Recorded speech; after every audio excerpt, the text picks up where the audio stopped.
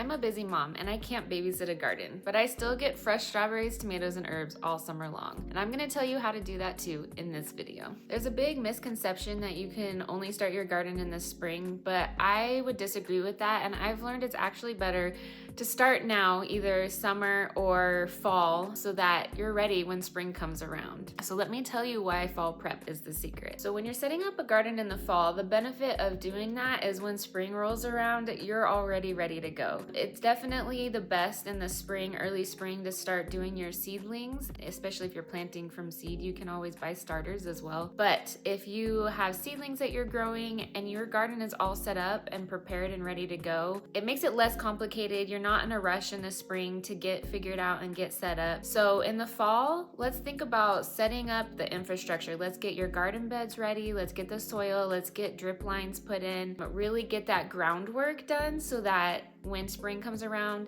all you have to worry about is what you're gonna plant, where you're gonna plant it, and how you're gonna plant it. I'm not gonna go into those details in this video. This video is more to encourage you just to have a garden, to experience the joy, especially if you have a family. I've really enjoyed that aspect of it. Yeah, let's just get set up. So I'm gonna tell you simple things that you might need in order to set up your kitchen garden. And then you can always Google or ChatGPT the details of this, but I just wanna be an encouragement in this video that it's pretty simple, it's easy, and it doesn't have to be expensive, although of course it could be if you wanted it to be more elaborate. But here's some things that you will need if you want to set up a small kitchen garden. So for me, I prefer raised beds. I just think it's easier not to have to bend over as far. I like having a trellis so that it can climb, so I have like one of those arches. Mine is super tall, so I haven't yet had my vegetables or fruit or anything get mature enough to go all the way around. So that is one tip I will give you just from my own mistake, that if you are getting some sort of arch or a trellis for your vines to grow up on, don't get something that's like crazy tall, because it's not that pretty when you see it at the top empty.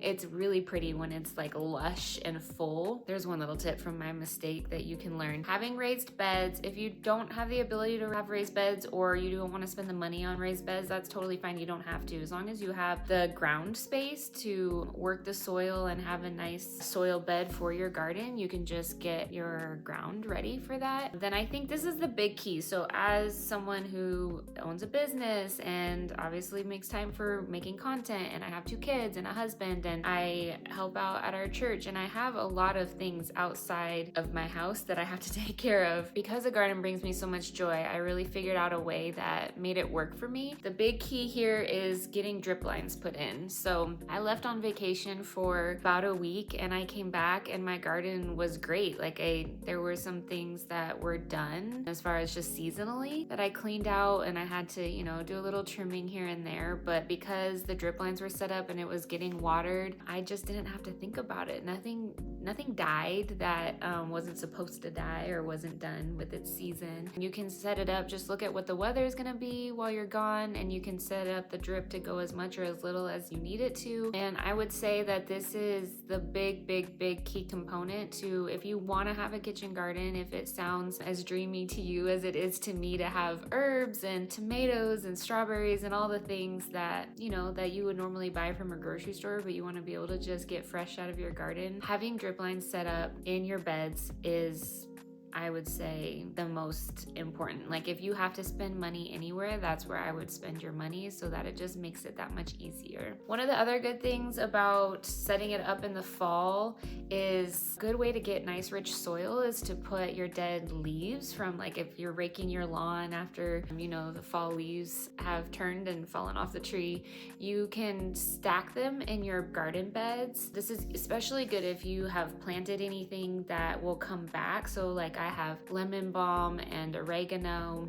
and rhubarb and strawberries, and they come back every season, every year in the spring. So when I pack the leaves over top of it, it not only kind of insulates the vegetables and fruit that are in the soil already, but there's a lot of nutrients in those leaves that then get into the soil over winter. And so it kind of depends on where you are too. I live in a very 4-season climate, so we have snow in the winter and we have pretty warm summers. It's usually somewhere between in the 80s mostly. We do get up to 100 occasionally, but those are rare days. And then we have rainy springs and and really pretty, like mild fall. So, but because we get snow in the winter time, having that insulation set into the garden beds, I have found to be very helpful for my garden. Like this year is my 3rd year having a bigger garden. I have 4 large garden raised beds, and one of them I just use for cut flowers. The other 3 I'm doing strawberries and watermelon and cucumbers, rhubarb, herbs, onions. I did romaine. It just is kind of the end of the season for that. I have some spinach seeds I think that I had just planted a few weeks ago that I'm excited to see sprouting. Anyways, I have lots of things, but I didn't start out with that much, and you don't have to either. So yeah, anyways, the big takeaway there is you can prep your soil for the spring. So take those fall leaves, get them into your garden, whether you have things that are coming back, like if you've planted something that you're expecting to pop up in the spring, or if you're just doing the prep so that in the spring you're ready to go. I think it's still very healthy for the soil. Plus it's a great way to use your leaves. Like you don't have to bag them up. I don't know what your system is. Where I live, we're supposed to put them out in the street, you know, hopefully not block the gutters and stuff. We don't get as much rain, so I think that's why. Anyways, it's a great way to utilize your leaves. They get put to good use, and then your soil is nice and rich and ready to go in the spring. You still want to maybe do a little bit of a topsoil or a fresh, some sort of manure or something like that for raised garden beds if you're doing raised, or even in ground, just to get fresh nutrients in the springtime. But having those leaves and the nutrients, or the leaves getting into the soil over winter, is also really great. Once you're set up, you have your garden, you have the soil, you have your drip lines, you're ready to go, and that's when you just get to really enjoy it. Now, there is a whole bunch of gardening accounts that you can follow. That's not what this is. I really just been enjoying my garden, so I wanted to make this video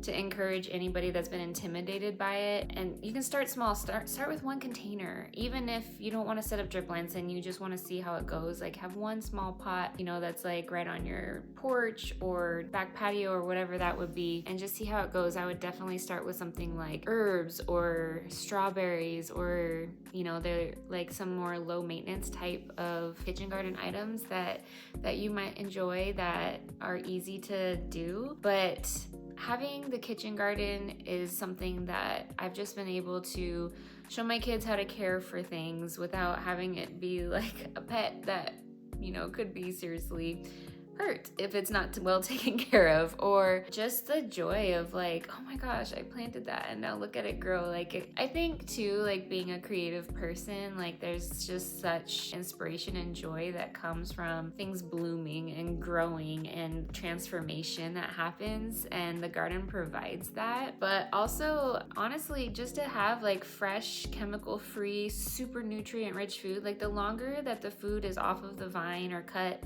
you know, the lettuce is cut, the whatever it is, the longer it's departed from the soil, the less nutrients that it holds. Like it rapidly loses its nutrients. So you're actually getting a lot more vitamins and minerals when you're getting your fruits and vegetables straight from your yard, even herbs straight from your yard, than you do when you buy it from a grocery store, because it's probably been weeks since it's been cut off. Unless you're really lucky and you have a really great farmer's market and you can get your produce that way. And if that's easier for you, then that's great. But obviously this video is for those that are interested in having a garden, who just need a little bit of encouragement, who maybe are super busy and thinking that you can't do it. The memories and the connection that come from having a garden, no matter how small it is, it's just a joy, and it's part of a lifestyle that I think, you know, we're seeing it a lot more, like people kind of going back to wanting to like homestead and have those kind of roots. And not all of us are built for that. Like I was called to have this career that I have, and you know, I love, you know, spending time with my family and my church, and we're traveling, and I'm not home enough to have like a massive garden and do homesteading. That really requires a different kind of lifestyle than what I have. But I am able to just enjoy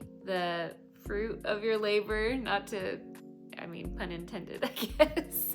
But it is. There's something so magical about planting a seed and weeks later seeing it grow into something that's feeding you and your family. Like this year is my first year, like I said before, this is year 3 of doing my kitchen garden, and I'm finally, like, my strawberries are taking over. I have like over half of one of my large containers is just strawberries, and I'm able to get like full bowls full of strawberries. So I'm not buying strawberries from the grocery store all summer long anymore. And I don't have a big enough garden to like continually be that way all summer long, but even, you know, shoot, the $8 4, 5, 6 times a summer because I'm producing my own strawberries, like, and then I have that for raspberries and starting blackberries and tomatoes. And I mean, it's not even just about the money is helpful, but the experience, and like I said, the nutrients, and you know that it's healthy and you're getting just really high quality food. It's so worth it. And so here's my encouragement: start now, get it set up. Even if you don't plant anything yet, be ready to go for next spring, and then you can be thinking through in the winter. Do some research on like the best ways to set up a garden, as far as like there's such thing as like planting companions, so different plants do really well with some plants and others not as much. And I don't want to make it sound super complicated, because you can totally just experiment and try things out, and I bet you'll do just fine. Remember my key takeaways. I think if you're gonna go for it, do a drip. It really